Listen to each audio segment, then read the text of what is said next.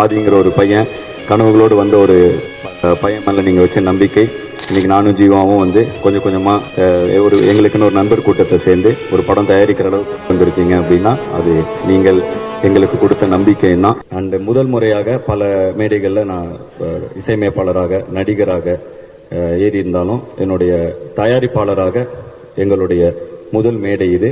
So தயாரிப்பாளராக நாங்கள் எடுத்திருக்கும் இந்த புதிய அவதாரத்திற்கு வருகை தந்து தொடர்ந்து எங்களை ஆரம்ப காலகட்டத்திலிருந்து சப்போர்ட் பண்ணி இவ்வளோ தூரம் கூட்டிகிட்டு வந்திருக்கீங்க.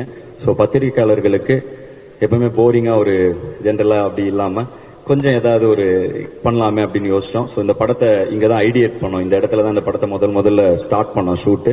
ஸோ அதே இடத்துல பத்திரிகையாளர் சந்திப்பை நடத்தலாமே அப்படிங்கிறதுக்காக ஒரு சின்ன ஒரு ஏற்பாடு தான் இந்த விழா. இந்த விழாவில் வந்து தொடர்ந்து எல்லாரும் பேசுறதுக்கு முன்னாடி இந்த படத்துடைய கண்டென்ட்ஸ் ஒன்றொன்னா காமிச்சிடுறோம். அதுக்கப்புறம் இதை பற்றி எல்லாரும் பேசினா நல்லா இருக்கும்னு நினைக்கிறோம். ஸோ வந்திருக்கும் அனைத்து பத்திரிகையாளர் நண்பர்கள் அனைவருக்கும் ஹிப்ஹாப் தமிழாவின் வணக்கம். உங்களை வருகென வரவேற்கிறோம். நன்றி. அடுத்தது இந்த படத்தின் கதாபாத்திரங்கள், இந்த படத்தில் நடித்திருக்கும் நடிகர்கள் அனைவரும் நட்டி சார், குமரவேல் சார், சிங்கம்புலி அண்ணன், கும்மணன் சார், அனகா, சாரா, கல்யாண் மாஸ்டர், தலைவாசி விஜய் சார், ஹரிசுத்தம் அண்ணா இருக்காங்க.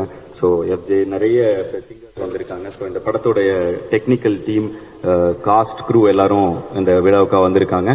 ஸோ உங்கள் அனைவரையும் வருகென வரவேற்கிறோம். அண்ட் இந்த விழாவின் சிறப்பு விருந்தினர் எங்களுடைய சீஃப் கெஸ்ட் வந்து சுந்தரண்ணா இன்னைக்கு எங்களுக்காக வந்திருக்காரு. ஸோ நன்றி அண்ணன்.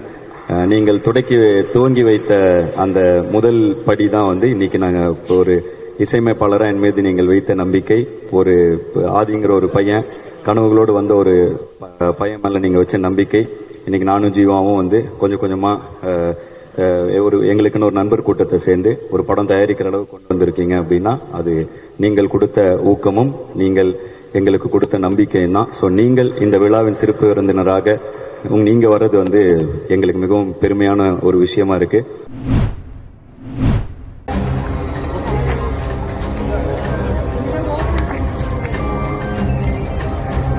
சென்னை சென்ட்ரலையே மூக்கை பிடிக்க வைத்த மர்ம பார்சல்.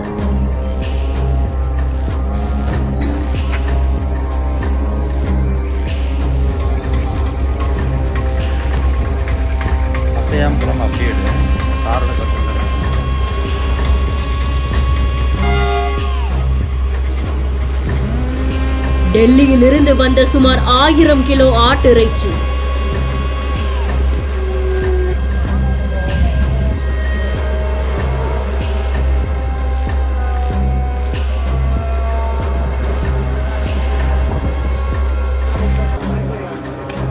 நாய் கூட மோந்து பார்த்துவிட்டு அப்படியே விட்டு சென்ற கெட்டு போன இறைச்சி. இப்படி ஒரு பார்சலை அனுப்பியது யார்? எதற்காக அனுப்பப்பட்டது? தொடரும் தீவிர விசாரணை.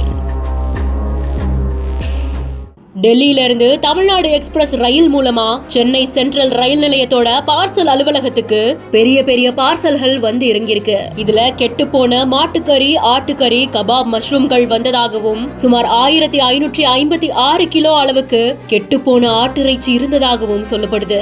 இத உணவு பாதுகாப்புத்துறை அதிகாரிகள் பறிமுதல் செஞ்சு கெட்டு போன மட்டனை அனுப்பினது யாருன்னு தீவிரமா விசாரணையும் பண்ணிட்டு இருக்காங்க. இதற்கிடையில தான் ரயில் நிலையத்துல பார்சல் இறக்கி வைக்கப்பட்டு அந்த இடத்துல நாய்கள் சுற்றி வர காட்சிகள் இணையத்தில் வெளியாகி பெரும் பரபரப்பு ஏற்படுத்தி இருக்கு.